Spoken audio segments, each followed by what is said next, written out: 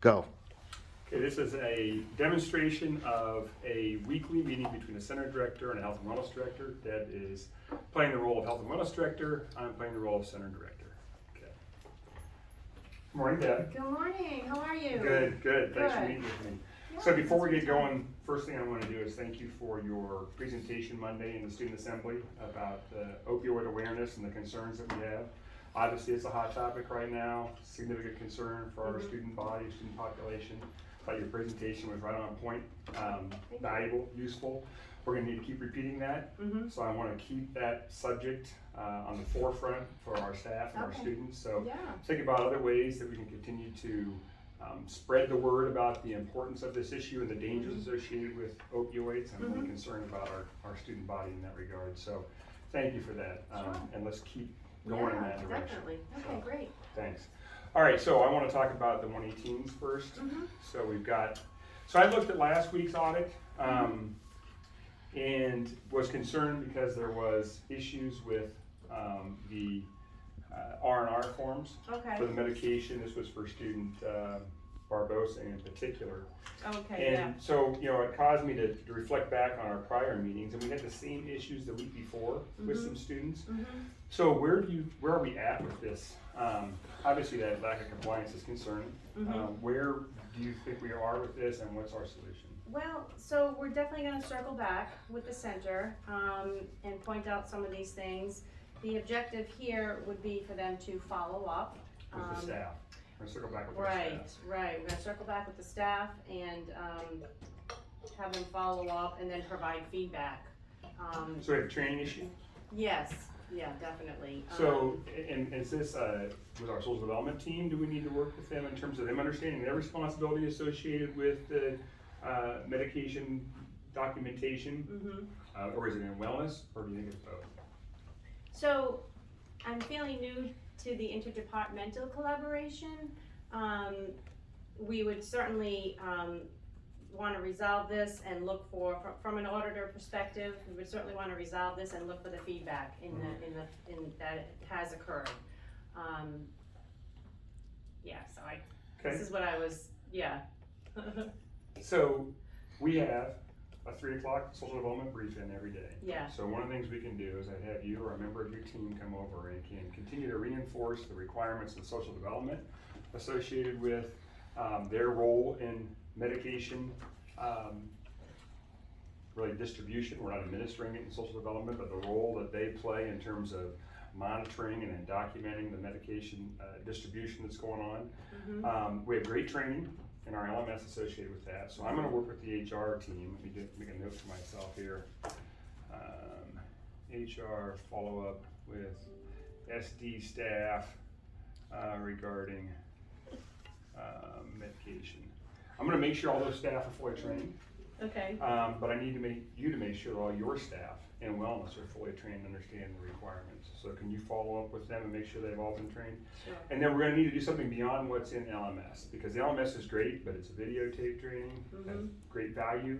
We get more mileage out of in-person training. So again, I'm gonna need someone from you and your team to come work with me and the social development group on additional training associated with medication. Okay, All right? yeah, All right. that sounds good. Good, thank you. Okay, physical exam report. This is now our 3rd week in a row where we've had some late physical exams. Now, we're only like a day off. The last 2 weeks, we've had students. This week, a student on his 15th day has not had his physical. Last week, it was 2 students. Week before, it was 1, but that was 22 days. And I know we talked about those in our prior meeting. Why do we continue to have this 15-day issue? Why can't we get them done in the required 14 days? So, I would definitely reach out, wanna determine, what's going on, and potentially it could just be a simple matter of not entering the data into CIS. So a lot of those do get resolved. Okay. Is it the medical clerk who's doing that data entry for you? Is that who does it in your Yes, department? yes, Okay. yeah, so, it could have been 1 or 2 days off, but just having that conversation is really what helps, to try to make things more timely in that regard. Okay. Well, that's the beauty of this report from my perspective. I mean, obviously, along with the students that we're able to track the BMI and make sure they get on the chronic condition case management roster. But that 15-day piece, Mhm. that's significant, and I mean, I don't know if you know or not, I think you do. Since this is a CIS report, everybody can see this. Mm-hmm. So our Department of Labor friends can see this, our Humanitas friends can see this, and we have to make sure that we don't present these red flags to them on a regular basis, Right, especially with right. something as simple as a data entry Right. issue. So, that is an issue we need to fix, so I'm gonna expect you to take care of that one. Yeah, definitely. So we're gonna keep getting this report, and we'll keep talking about it, and hopefully we'll have shorter conversations in the future. Fair? Sure. Okay. You got it. Thank you. All right, moving on to our corporate audit. So as you know, we've been talking about this is our second round. We have a lot of issues that we've encountered from the student health record audits. And I've seen your responses from the last audit, appreciate those. And I recognize that a lot of the issues that have been identified in the audit, we can't necessarily correct. Mm-hmm. But that moment has passed, right? And so we're not gonna go back and we can't change documentation. But what I'm most concerned about or most focused on, I want you to focus most on, is that we can't have those continued issues happen going forward. Mm-hmm. And so that's really what I want to talk to you about. How do you feel we are in terms of these issues? So we had, the HIPAA notice issues, for example. Can you tell me what that HIPAA notice is? I'm a little ignorant about that. What is that requirement? That's a student signature piece? Mm-hmm. Yes, definitely, and we wanna make sure that we provide, a, personnel, namely HR rep is good to have as someone that they can, if they have any issues, they feel like something was unfair, and they wanna report a complaint, they can certainly use that sheet, look at the information on who the contact person is.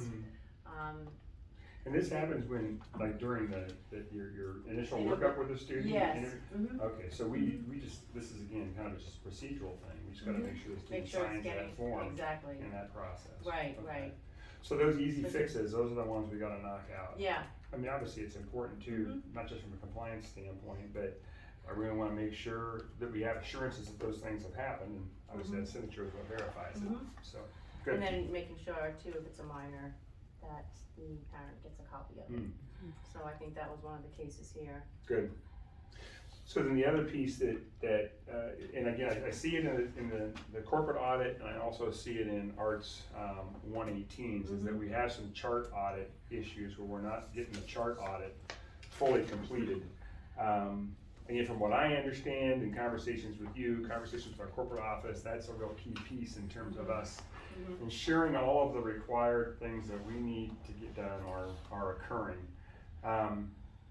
And how do you feel currently about where you and your team stand in terms of getting all the items on the chart audit complete before we're putting those files into general population? Well, I think it's a work in progress, and I think there's some steps that definitely are working, moving in the right direction. And just doing perhaps a double check before they get put into general circulation. So having an established set of files there, maybe when the cohort comes in, having maybe perhaps like a rooming in nurse that's doing the paperwork and finishing up with the physician before they leave to make sure everything is in order. And from there, I'm trying to keep an eye on every single one from there after that to make sure that everything is in compliance. Okay. And then putting that folder into general circulation. Okay. Well, I'm sure this is challenging, and I'm sure part of that challenge is your staffing issues. So I'm gonna come back to that chart audit piece because I think it's really important, but that gives me pause if I want to talk about your vacancies. So I know your LPN's been vacant now, we're 5 months. And I don't know if you've had any interface with HR on that. I know we've been talking about it. Where do you think we stand on this, and what is our issue in not being able to fill this position? For the RN, you said? The LPN. We'll talk about the RN too, Well, I but the think- LPN. Okay, yeah, I mean, LPN in this is very valuable in the clinic for sure. I just think it's the area, I think it's the pay, it's really challenging to find LPNs.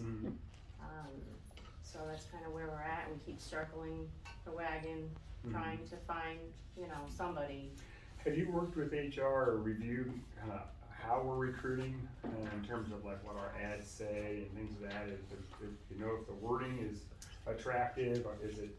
I have. I Okay. think, you can be creative as possible. You can find out where they're reaching out, who they're reaching out to.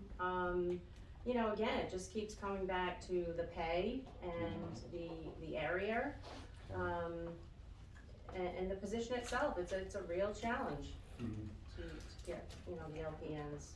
Okay, well, I think that we've got a lot of data in terms of our inability to get this position filled. I'm gonna work with the HR folks and reach out to our contract supervisor and talk about maybe the possibility of either increasing pay, or also increasing our sign-on bonus for that position. Do you, obviously, I don't know if I can get pay increased. I'm not sure what's available in our contract funds, if that's possible, but it might be easier for us to get approval for an increase in our sign-on bonus. Do you think that would help attract candidates? I think that's attractive. I think that does speak to people.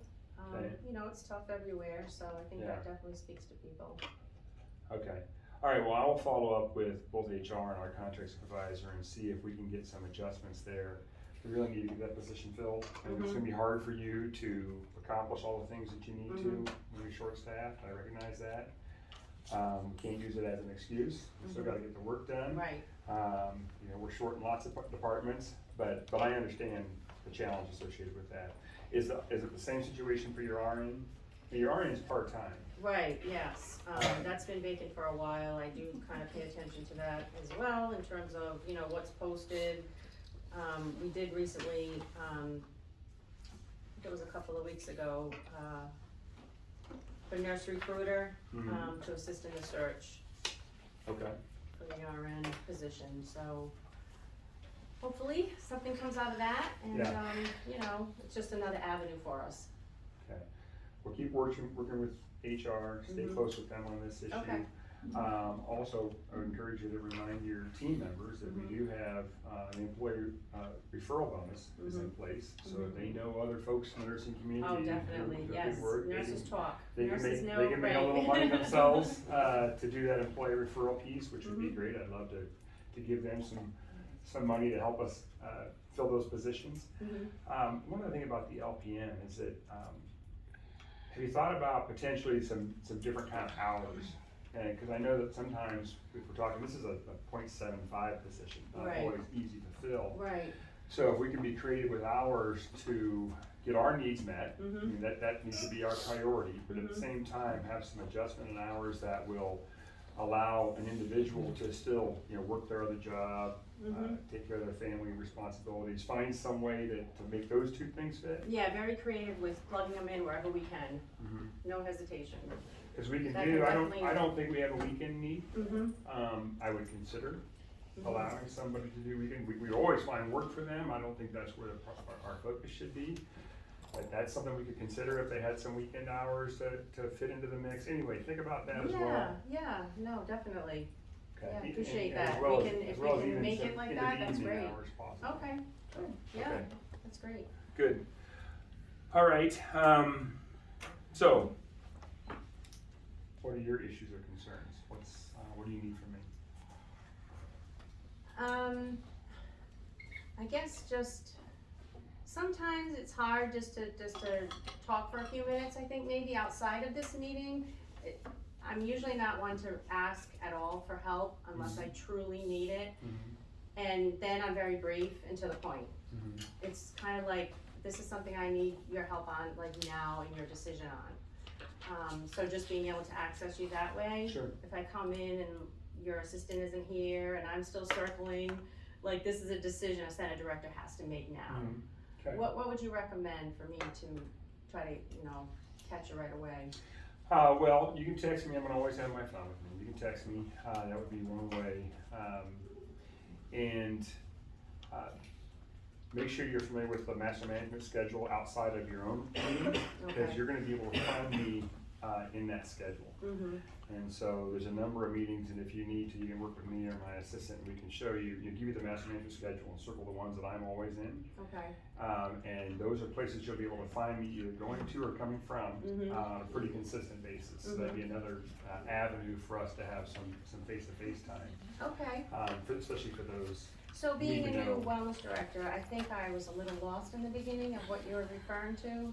And probably that's because I probably need to attend some of those meetings if that will help trigger, you know, the interdepartmental stuff, cause we do kinda get lost in our own silo and not able to understand, you feel like you're being attacked more than you're being helped.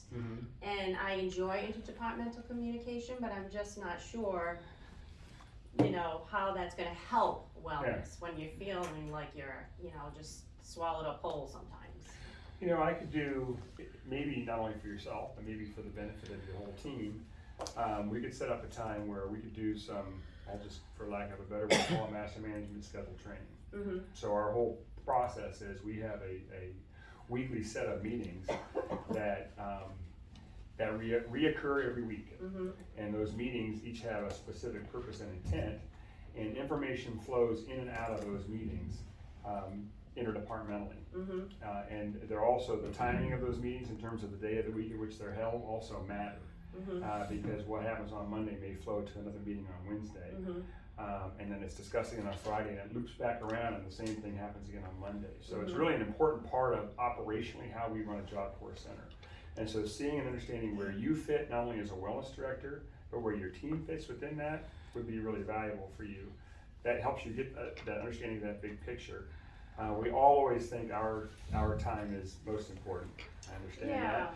But when you understand everybody else's pressure points as well, you can see how you fit in and how you can best support them.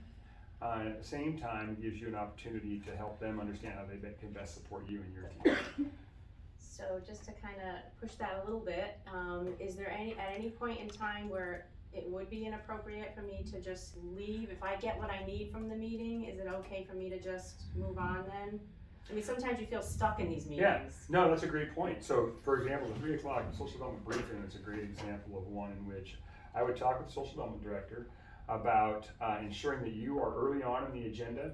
It's important that you're there because you want to be able to share wellness information with that oncoming social development team.